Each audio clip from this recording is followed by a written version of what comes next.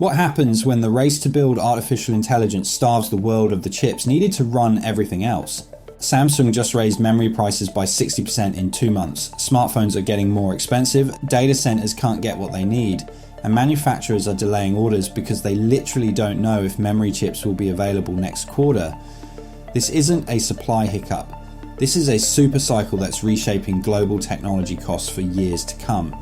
Meanwhile, the UK just discovered what happens when a month's worth of rain falls in 24 hours on saturated ground, followed immediately by Arctic temperatures of -7 degrees. Coming up on Unbreakable Ventures, we examine how AI's explosive demand has triggered a global memory shortage that's driving panic buying across industries, how Storm Claudia proved that compound weather events create cascading business continuity nightmares, and in our quickfire segment we'll cover 5 emerging threats, from aviation supply chains on the brink to the first human case of a bird flu strain never before seen in people.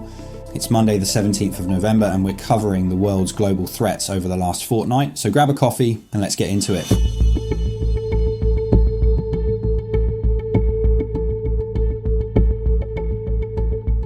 If you've been following tech news lately, you might have noticed something strange happening in the semiconductor market. But this isn't about the cutting-edge AI chips everyone's talking about. This is about the humble memory chip, the DDR5 modules that power servers, laptops, smartphones, and just about every piece of modern computing equipment you can think of. And right now, they're becoming scarce. Fast. Here's what's happening. Samsung Electronics, the world's biggest memory chip maker, raised prices on certain DDR5 memory modules by as much as 60% between September and November this year. A 32GB server memory module that cost $149 in September now costs $239. That's not a typo. 60% in 2 months. According to exclusive reporting from Reuters, Samsung delayed its usual October pricing announcement and then came back in November with significantly steeper increases.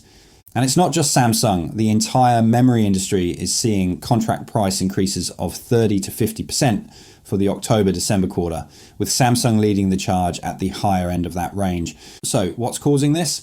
2 words: artificial intelligence. The global race to build AI data centers has created an absolutely explosive demand for high bandwidth memory.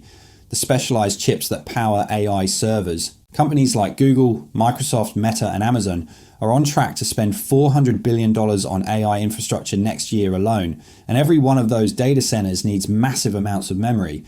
But here's where it gets messy. Memory manufacturers like Samsung, SK Hynix, and Micron have redirected much of their production capacity toward these high-end AI chips called HBM, or high bandwidth memory, because they're 5 times more profitable than standard memory chips. That means less capacity for the regular DDR4 and DDR5 memory that goes into everyday products. The result? A supply squeeze unlike anything we've seen in years. DRAM inventory levels have collapsed from 31 weeks of supply down to just 8 weeks over the past year. That's triggered what industry insiders are calling panic buying. Businesses are scrambling to lock in long-term contracts, some extending into 2026 and even 2027, because they're genuinely uncertain whether they'll be able to get the memory they need at any price. China's top contract foundry, SMIC, told Reuters that the shortage has already caused some clients to delay orders for other types of chips entirely. They're holding back on Q1 2026 production plans because, as one executive put it, people don't dare place too many orders for next year, because no one knows how many memory chips will actually be available. Xiaomi has publicly blamed inflated memory costs for raising the price of building phones. Airlines and server manufacturers are being told by Samsung representatives that they won't, quote, get nearly enough product. The price premiums being paid in the spot market are, according to semiconductor distributor Fusion Worldwide, extreme. Analysts are now calling this a memory supercycle, a term that describes tight supply, explosive demand, and sustained high prices over multiple years. Unlike typical chip shortages that last 3 or 4 years, this one could extend well beyond that because it takes at least 2.5 years to bring new memory factories online.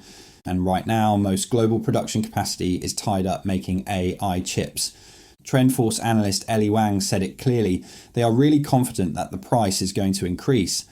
And the main reason is that now the demand is really strong and everyone is working on long-term agreements with suppliers. So who should be concerned about this? If your business relies on technology infrastructure, you're exposed. Data center operators, cloud providers, and enterprise IT teams are facing higher costs and uncertain supply.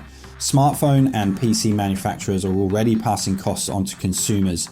Automotive companies, which are increasingly dependent on semiconductors for everything from infotainment to driver assistance, are watching this closely. Even industries that don't seem tech-heavy are vulnerable if they depend on real-time data, logistics software, or IoT devices. Geographically, this is global, but companies in APAC are particularly exposed given the region's concentration of electronics manufacturing and its dependency on memory imports from South Korea and Taiwan. Samsung and SK Hynix together control about 70% of global DRAM production, and both are ramping up prices in lockstep. And here's the kicker: if you were planning any kind of IT infrastructure upgrade, server refresh, or cloud migration in 2025 or 2026, your costs just went up substantially. Budgets set 6 months ago are now obsolete. So what can you do? First, if you're planning major IT investments, lock in contracts now. Waiting for prices to drop is a losing bet. Industry forecasts suggest prices will continue climbing through at least mid-2026. Long-term supply agreements might cost more upfront, but they provide certainty in an uncertain market. Second, revisit your technology roadmaps. If you are planning large-scale server deployments or device rollouts, consider phasing them or exploring alternative architectures that might be less memory intensive. Talk to your vendors about what's actually available versus what's on paper. Third, if you're in procurement or supply chain management, start building relationships with secondary suppliers now. Relying on a single vendor or distributor in this environment is dangerous. Diversification isn't just smart, it's essential. And finally, factor this into your financial planning. If you're budgeting for 2025, assume memory costs will be 30 to 50% higher than 2024. Model it into your CapEx forecasts and communicate it upward. CFOs need to know this isn't a temporary spike. It's structural. The memory shortage isn't coming, it's here. And unless something dramatically shifts in global production capacity, it's going to be with us for a while. Before we move on to our second threat update, let's look at 5 quick-fire emerging threats we've picked up throughout the week. These will be noteworthy stories we think you should know about, but less detailed than our 2 core threats analysed, and stories we'll continue to keep an eye on for development.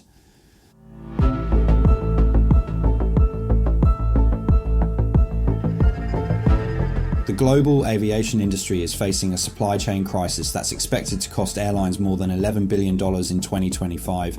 Aircraft deliveries have fallen 30% below expectations, with Boeing and Airbus struggling to meet demand due to parts shortages, engine production delays, particularly Pratt & Whitney's geared turbofan engines, and workforce shortages across the manufacturing chain.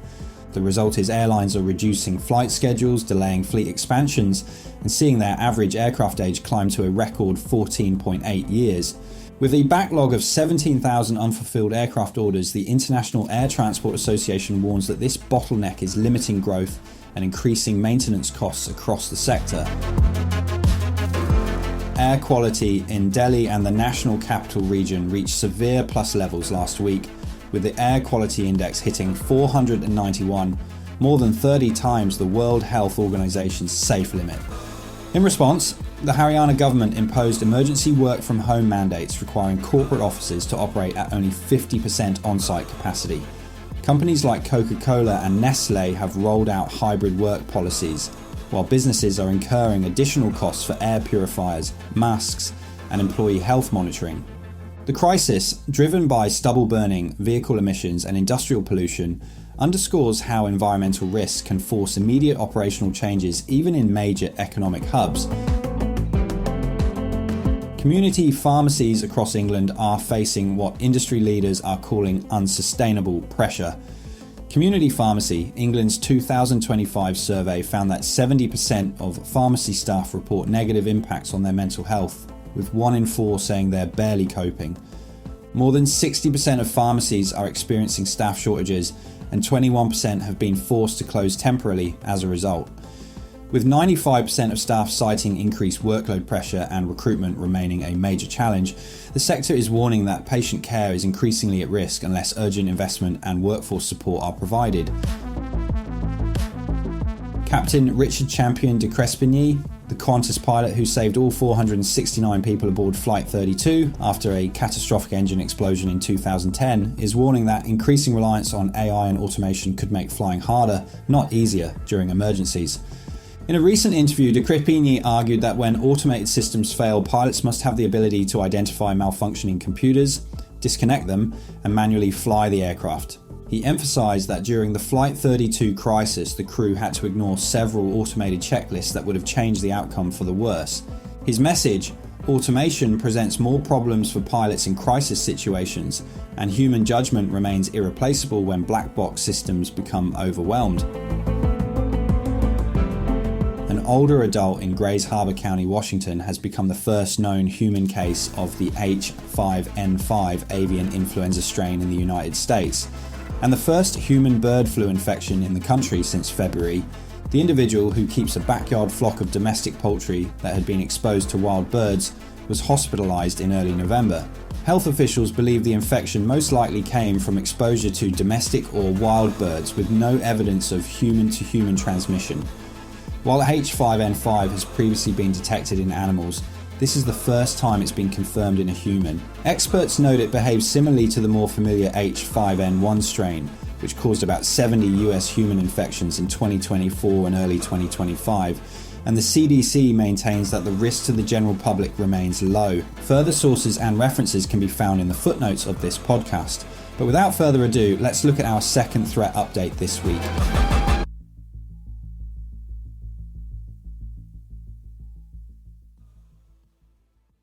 Climate patterns don't always play by the rules, and last week the United Kingdom got a stark reminder of what happens when weather events stack on top of each other in rapid succession.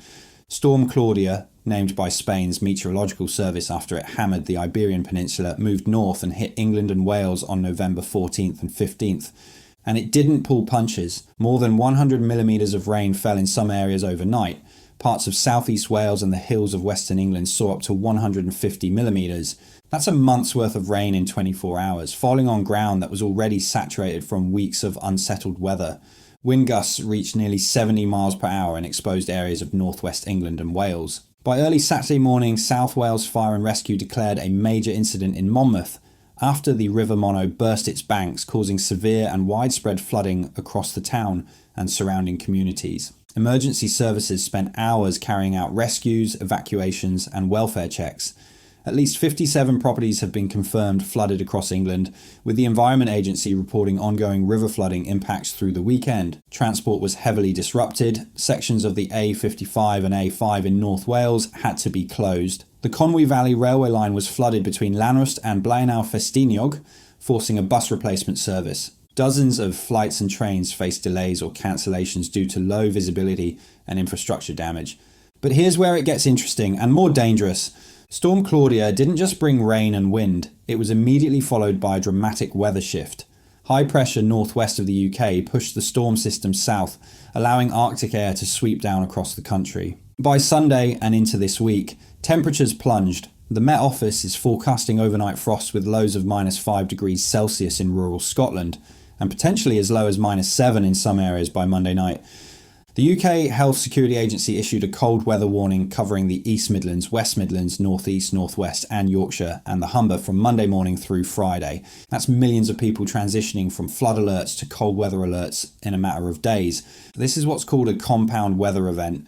It's not just one threat, it's multiple overlapping hazards that create cascading risks for infrastructure, businesses and communities. Think about it from a business continuity perspective. If you're a logistics company in the Midlands, you've just dealt with road closures and delays from flooding. Your drivers are exhausted. Your vehicles might need maintenance after navigating waterlogged roads. And now you're facing ice, snow, and freezing conditions that slow operations further and increase accident risk.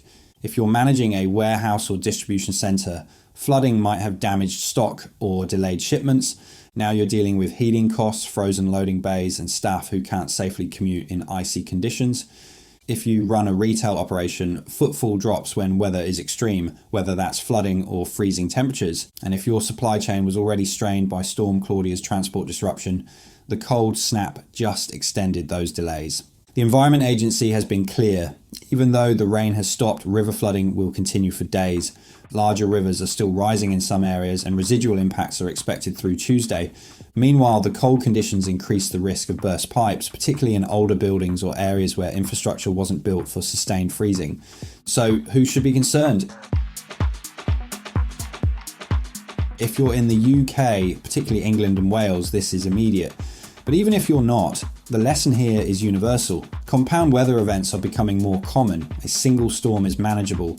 A storm followed immediately by freezing temperatures or heat or high winds creates complexity that traditional business continuity plans often don't account for. Industries with physical assets, supply chains, or outdoor operations are most exposed.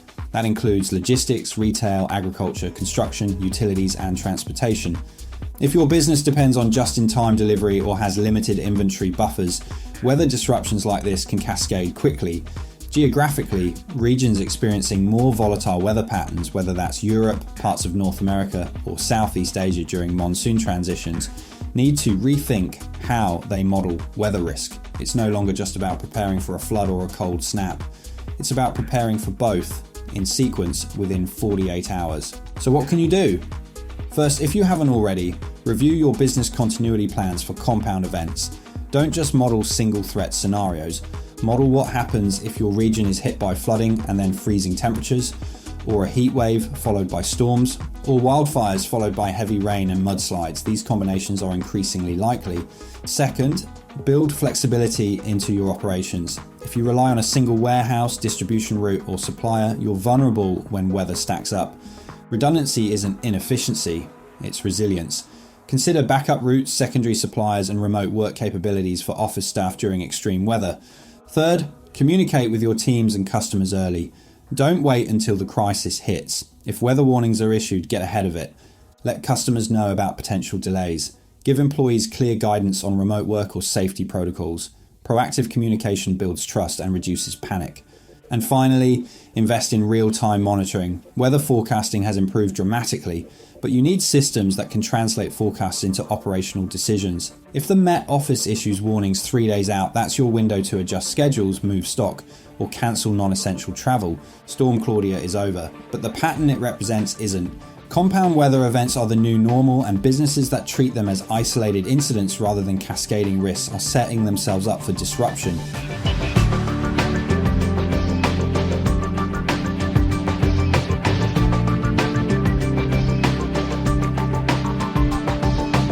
That's it for today's update. If you need help navigating these threats or building a plan to protect your business, the same advisors who collate these insights are here to help. Head over to unbreakableventures.com to book a complimentary chat online with one of them. And if you found this resource useful, consider subscribing to Unbreakable Ventures or sharing the article with your network. After all, resilience is about community and communication. Until next time, stay curious, stay informed, stay safe. Unbreakable Ventures is brought to you by the Senior Advisory Team at Fixing, a boutique resilience advisory based in the Oceania, ASEAN and India regions. Special thanks to our sponsor and Europe's leading SaaS provider for resilience software, F24. Our resources are researched and published by industry specialists across New Zealand, Australia, Malaysia and the UK. This podcast provides advice and opinion on disaster recovery and the threat landscape. The content is not a substitute for expert guidance during a crisis. Unbreakable Ventures is trademarked by Fixing Consulting Partners, a Fixing Group company.